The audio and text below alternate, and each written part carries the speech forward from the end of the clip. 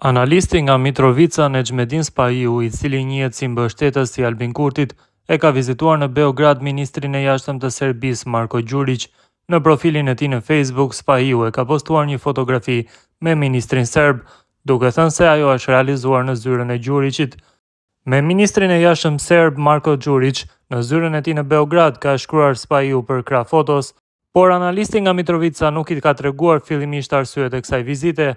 Ajo që dihet është fakti se Spahiu jo rrallë thyen luftëtarët e UÇK-s duke thënë se kanë ikur dhe nuk kanë luftuar. Së fundi ai ka pretenduar se kontributi i tij në çlirimin e Kosovës është më i madh se 100 luftëtarëve të UÇK-s.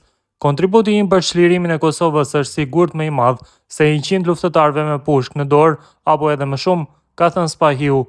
Ndaj kësaj deklarate reagoi ashpër Arsim Jashari, ish luftëtari i UÇK-s, i cili ka qenë në këtë emision. Ai ka thënë se nuk e di se cili është kontributi i Spahiut në luftë, kurse Spahiu ju përgjigj se ai ka qenë në luftë më i rrezikuar se ish luftëtari i UÇK-s. E kam pas jetën e rrezikuar më shumë se ti, ka thënë Spahiu. E teksa komentuesit e kanë pyetur për flamurin e Kosovës, të cilin më parë e mbante në xhaketën e tij. Spahiu ka thënë se e ka të vendosur në xhaketë, por që sipas tij nuk po shihej.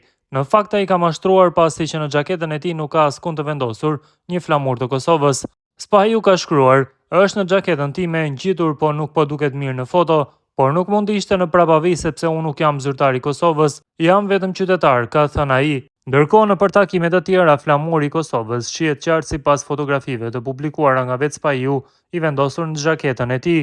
Edhe Marko Đurić ka bërë një postim në rrjetin social Facebook për takimin e tij me analistin Nexhmedin Spahiu. Një bisedë me profesor Nexhmedin Spahiun për mënyrat e tejkalimit të tensioneve dhe përmirësimit të marrëdhënieve ndëretnike, ka shkruar Đurić për krah fotos që ka publikuar në rrjetet sociale.